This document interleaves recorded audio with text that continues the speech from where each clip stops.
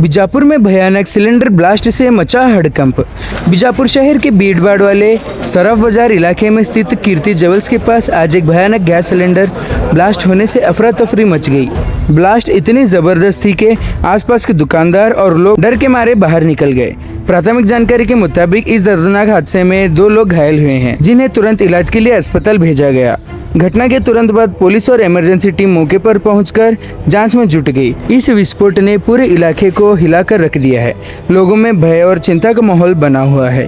Bijapur SP Lakshman Nimbargi ने हमारे माध्यम से बात करते हुए इस घटना के बारे में विस्तृत जानकारी दी। आइए सुनते हैं इस भयानक सिलेंडर ब्लास्ट को लेकर उन्होंने क्या कहा। ಇವತ್ತಿನ ದಿನ ಬೆಳಗ್ಗೆ ಸುಮಾರು 8:15ರಿಂದ 8:30 ಮಧ್ಯದಲ್ಲಿ ಕೀರ್ತಿ ಜ್ಯುವೆಲರ್ಸ್ ಅಂತ ಏನು ಬಿಲ್ಡಿಂಗ್ ಇದೆ, ಇದು ತ್ರಿಲೋಕ್ ಚಂದ್ ಶಿರೂರ್ ಅನ್ನೋರು ಬಿಲ್ಡಿಂಗು. ಸೊ ಅವರು ಓನರ್ ಇದ್ದಾರೆ, ಅವರು ಇಲ್ಲಿ ಬಾಡಿಗೆ ಕೊಟ್ಟಿದ್ದಾರೆ.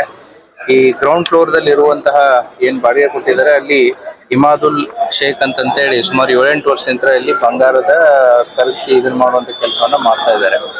ಸೊ ಇವರು ನಿನ್ನೆ ಲಾಕ್ ಮಾಡ್ಕೊಂಡು ಹೋಗಿದ್ದಾರೆ. ಬೆಳಿಗ್ಗೆ ಸುಮಾರು 8:15ಕ್ಕೆ ಶಟರ್ಸ್ ಓಪನ್ ಮಾಡಿ ಒಳಗಡೆ ಎಂಟ್ರಿ ಆಗಿದ್ದಾರೆ. ಎಂಟ್ರಿ ಆಗಿ ಸ್ವಲ್ಪ ಕೆಲಸ ಮಾಡೋದ್ರಲ್ಲೇ ಅಲ್ಲಿ ಇದ್ದಂತ ಸಿಲಿಂಡರ್ ಬ್ಲಾಸ್ಟ್ ಆಗಿದೆ. ದೆನ್ ಇಮಿಡಿಯೇಟ್ಲಿ ಇಲ್ಲೇ ಇದ್ದಂತ ಪಬ್ಲಿಕ್ ಆಗಿರ್ಬೋದು, ದೆನ್ ಪೊಲೀಸ್ ಆಗಿರ್ಬೋದು ಬಂದು ಚೆಕ್ ಮಾಡಿದಾಗ ಅವರಿಬ್ರು ವ್ಯಕ್ತಿಗಳು ಕೂಡ ಹೊರಗಡೆ ಬಂದಿದ್ರು. ಅಷ್ಟೊತ್ತಿಗೆ ಮೈ ಮೇಲೆ ಎಲ್ಲ ಗಾಯಗಳಾಗಿದ್ದಾವೆ. ಇಬ್ಬರನ್ನು ಕೂಡ ಈಗ ಹಾಸ್ಪಿಟಲ್ಗೆ ಅಡ್ಮಿಟ್ ಮಾಡಿದ್ದಾರೆ. ಅವ್ರದ್ದು ಟ್ರೀಟ್ಮೆಂಟ್ ನಡೀತಾ ಇದೆ. So in mean time building fire department ದವರು ಬಂದು ಎಲ್ಲವನ್ನ ಕೂಡ ಆರಿಸಿದ್ದಾರೆ. ಮತ್ತೆ ಎಲೆಕ್ಟ್ರಿಸಿಟಿ ಲೈನ್ಸ್ ಕೂಡ ಡಿಸ್ಕನೆಕ್ಟ್ ಆಗಿದೆ. ಸೊ ಬಿಲ್ಡಿಂಗ್ ಸ್ಟ್ರಕ್ಚರ್ ನೋಡಿದ್ರೆ ಇವಾಗ ಅದು ಕೊಲ್ಯಾಪ್ಸಿಂಗ್ ಸ್ಟೇಜ್ ಅಲ್ಲಿ ಇದೆ. ಕಾಲಮ್ಸ್ ಗಳನ್ನು ಕೂಡ ಕಟ್ ಆಗಿದೆ. ಏನೇನ್ ಮುಂಜಾಗ್ರತಾ ಕ್ರಮಗಳು ಬೇಕು ಕಾರ್ಪೊರೇಷನ್, ಕೆಇಬಿ ಮತ್ತೆ ಪೊಲೀಸ್ ಇಲಾಖೆ ಸೇರಿಬಿಟ್ಟು ಅದನ್ನ ತಗೋತಾ ಇದೆ. ಇಬ್ರು ಜನ ಗಾಯ, ಬಿಜು ಅಂತಂತೇಳಿ ಮತ್ತೆ ಹಕೀಮ್ ಅಂತಂತೇಳಿ ಅವರು ಕೂಡ ವೆಸ್ಟ್ ಬೆಂಗಾಲ್ದವ್ರೆ, ಇಲ್ಲಿ ಕೆಲ್ಸಕ್ಕಂತ ಇದ್ರು. ಅವ್ರ ಜೊತೆಗೆ ಅವರಿಬ್ರು ಗಾಯ ಆಗಿದೆ. ಅವರಿಬ್ರು ಹಾಸ್ಪಿಟಲ್ ಅಡ್ಮಿಟ್ ಇದ್ದಾರೆ. ಅದನ್ನ ನೋಡೋಣ. ಅದನ್ನ engineers who are the experts ಅಲ್ಲ, they will check and update. ಅದು ವಿಜಯ್ ನಮ್ಮ ಕಡೆ ಎಕ್ಸ್ಪರ್ಟ್ಸ್ ಇರ್ತಾರಲ್ಲ, ಬಿಲ್ಡಿಂಗ್ ಎಕ್ಸ್ಪರ್ಟ್ಸ್, ಅವ್ರು ಅದ್ ನೋಡ್ಬೇಕು. ಗ್ಯಾಸ್ ಈಗ ಫೈರ್ ಡಿಪಾರ್ಟ್ಮೆಂಟ್ ದವ್ರು ಹೇಳೋ ಪ್ರಕಾರ ಅವರು ಎಂಟರ್ ಆದಾಗ ಗ್ಯಾಸ್ ಲೀಕ್ ಆಗ್ತಾ ಇತ್ತು ಅಂತ ಹೇಳ್ತಾ ಇದ್ದಾರೆ. So that is the most probable reason will come to in investigation. ಅದ್ ನೋಡೋಣ. ಅವ್ರದ್ದು ಏನ್ ಯಾವ ಓನರ್ ಬರಬೇಕು, ಕಂಪ್ಲೇಂಟ್ ಕೊಡ್ಬೇಕು, ಏನಿತ್ತು ಏನಿಲ್ಲ ಅಂತಂತೇಳಿ. ಮತ್ತೆ ಇವರು ಕೂಡ ರೆಕ್ಲೆಸ್, ಬೇಜವಾಬ್ದಾರಿದಂತ ಅದನ್ನ ಗ್ರೌಂಡ್ ಫ್ಲೋರ್ ಆಕ್ಚುಲಿ ಆ ರೀತಿ ಮಾಡಕ್ ಬರಲ್ಲ. ಸೊ ಗ್ರೌಂಡ್ ಫ್ಲೋರ್ ಇವ್ರು ಬಾಡಿಗೆ ಕೊಟ್ಟಿದ್ದು ತಪ್ಪು, ಅದನ್ನ ಆ ರೀತಿ ಸಿಲಿಂಡರ್ ಗಳನ್ನ ಅಲ್ಲಿ ಇಡೋದು ತಪ್ಪು. ಸರ್, ಡೊಮೆಸ್ಟಿಕ್ ಸಿಲಿಂಡರ್ ಮತ್ತು ಕಮರ್ಷಿಯಲ್ ಸಿಲಿಂಡರ್ ಎರಡು ಯೂಸ್ ಮಾಡ್ಲಿಕ್ಕೆ ಅದನ್ನೇ ಹೇಳ್ತಾ ಇರೋದು. ಒಂದು ಡೊಮೆಸ್ಟಿಕ್ ಯೂಸ್ ಮಾಡಿದರೆ, ಒಂದು ಕಮರ್ಷಿಯಲ್ ಯೂಸ್ ಮಾಡಿದರೆ. They have done the wrong thing. ಅವರು ಸಾರ್ವಜನಿಕ ಆಸ್ತಿ ಪಾಸ್ತಿಗೆ, ಅಕ್ಕಪಕ್ಕ ಜನರ ಮೇಲೆ ಹಾನಿಯಾಗುವಂತ ಒಂದು ಕೆಲಸವನ್ನು ಕೂಡ ಮಾಡಿದರೆ ಅವ್ರ ಮೇಲೆ ನಾವು ಕೇಸನ್ನು ಕೂಡ ರಿಜಿಸ್ಟರ್ ಮಾಡ್ತೀವಿ. ಓಕೆ. ಬೆಳಿಗ್ಗೆ 8:15ಗೆ ನನಗೊಂದು ಪೊಲೀಸ್ ಕಂಟ್ರೋಲ್ ಇಂದ ನನಗೊಂದು ಮೆಸೇಜ್ ಬರ್ತದೆ. ಸರಾಫ್ ಬಜಾರ್ ಅಲ್ಲಿ ಏನೋ ಸೌಂಡ್ ಬಂತು, ಬ್ಲಾಸ್ಟ್ ಆಗಿದೆ ಅಂತ ಹೇಳಿ ಒಂದು ಇಂಟಿಮೇಷನ್ ಬರ್ತಿದೆ. ಆ ಇಂಟಿಮೇಷನ್ ಪ್ರಕಾರ ನಾನು ಇಮಿಡಿಯೇಟ್ಲಿ ಆಗಿ ಇಲ್ಲಿ ಬಂದು ನೋಡಿದಾಗ ಗ್ಯಾಸ್ ಲೀಕೇಜ್ ಇತ್ತು. ಗ್ಯಾಸ್ ಲೀಕ್ ಆಗಿ ಬ್ಲಾಸ್ಟ್ ಆಗಿದೆ ಅಂತ ಹೇಳಿ ನಮಗೆ ಮಾಹಿತಿ ಗೊತ್ತಾಯಿತು. ನಾವು ಬರೋಕ್ಕಿಂತ ಮುಂಚಿತವಾಗಿ 2 ಮೆಂಬರ್ಸನ್ನ ಆಸ್ಪತ್ರೆ ಶಿಫ್ಟ್ ಮಾಡಿದ್ರು, ಇಲ್ಲಿ ನಮ್ಮ ಟ್ರಾಫಿಕ್ ಪೊಲೀಸ್ನವ್ರು ಕೂಡಿ. ಅದ್ಬಿಟ್ಟು ಅವ್ರಿಗೇನು ಇಂಜುರೀಸ್ ಏನಿಲ್ಲ, ಮೈನರ್ ಇಂಜುರೀಸ್ ಆಗಿದೆ ಅಷ್ಟೇ. ಮೇ ಬಿ ಬೆಳಗಿನ ಜಾವ ಲೀಕೇಜ್ ಆಗಿರ್ತದ, ಸಣ್ಣಂಗೆ ಲೀಕ್ ಆಗಿರ್ತದ. ನಾವು ಬರೋ ಹೊತ್ನಾಗ ತುಂಬಾ ಫಾಸ್ಟ್ ಇತ್ತು. ತುಂಬಾ ಫಾಸ್ಟ್ ಆಗ್ಬೇಕಾದ ಕಾರಣ ಮೇಲ್ಗಡೆ ಕಾಂಕ್ರೀಟ್ ಕಟ್ ಆಗಿ ಬಿದ್ದಿರ್ತದಲ್ಲ, ಅದು ಮೇನ್ ವಾಲ್ ಇನ್ನೂ ಆನ್ ಆಗಿರ್ತದ. ಆನ್ ಆಗಿ ತುಂಬಾ ಪ್ರೆಷರ್ ಇಂದ ಬರ್ತಾ ಇತ್ತು.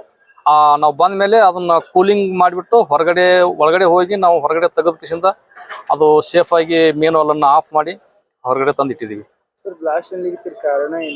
ಬ್ಲಾಸ್ಟ್ ಕಾರಣ ಗ್ಯಾಸ್ ಲೀಕೇಜ್ ಆಗಿ ಬ್ಲಾಸ್ಟ್ ಆಗಿರ್ತದ, ಬಟ್ಟು ಸಿಲಿಂಡರ್ ಬ್ಲಾಸ್ಟ್ ಆಗಲ್ಲ. ಗ್ಯಾಸ್ ಲೀಕ್ ಆಗಿ ಅಲ್ಲಿ ಕ್ರೋಡ್ ಫಾರ್ಮೇಶನ್ ಆಗಿರ್ತದ ತುಂಬಾ ರೂಮ್ ಅಲ್ಲಿ. ಅದಕ್ಕೂ ಜಸ್ಟ್ ಬರೀ ಒಂದು ಸ್ಪಾರ್ಕ್ ಸಿಕ್ಕರೆ ಸಾಕು ಬ್ಲಾಸ್ಟ್ ಆಗಿರ್ತದ. ತುಂಬಾ ಇಲ್ಲಿ ಇರೋದು 2 ಸಿಲಿಂಡರ್ ಇದ್ದು, ಒಂದು ಎಂಟಿ ಕಮರ್ಷಿಯಲ್ ಸಿಲಿಂಡರ್ ಎಂಟಿ ಇತ್ತು.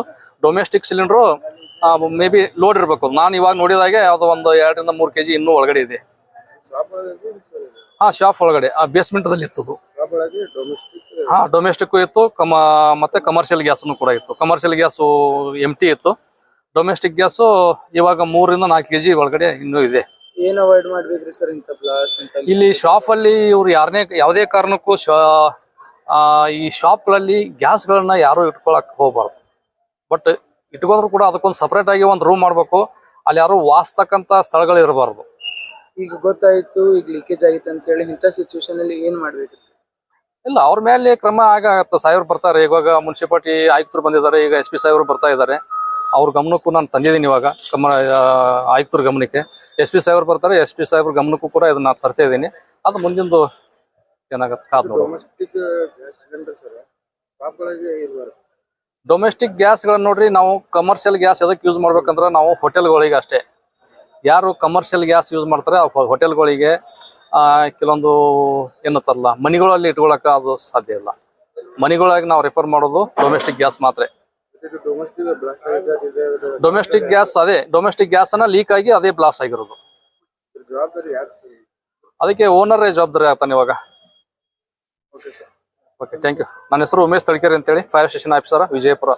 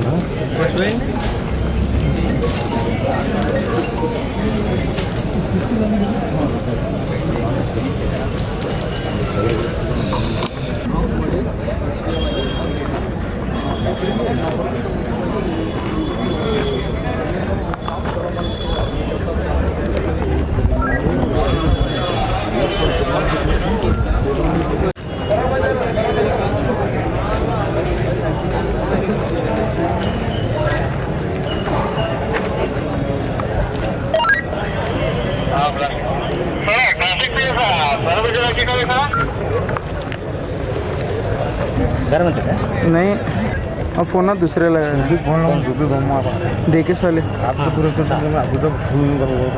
ग्रुप में डाले थे है ना?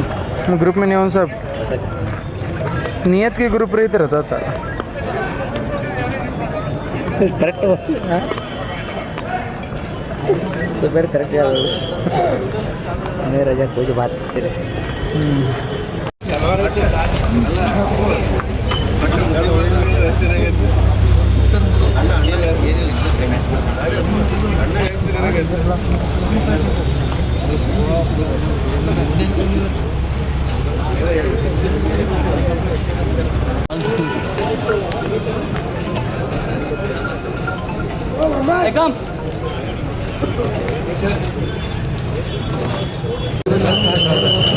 रिस्क ಇದೆ.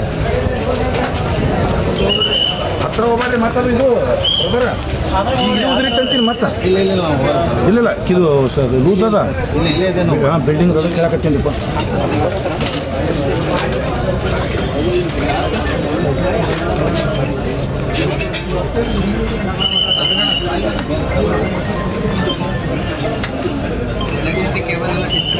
ಮಾಡಿದಾರೆ ಸರ್, ಮಾಡಿದ್ದಾರೆ.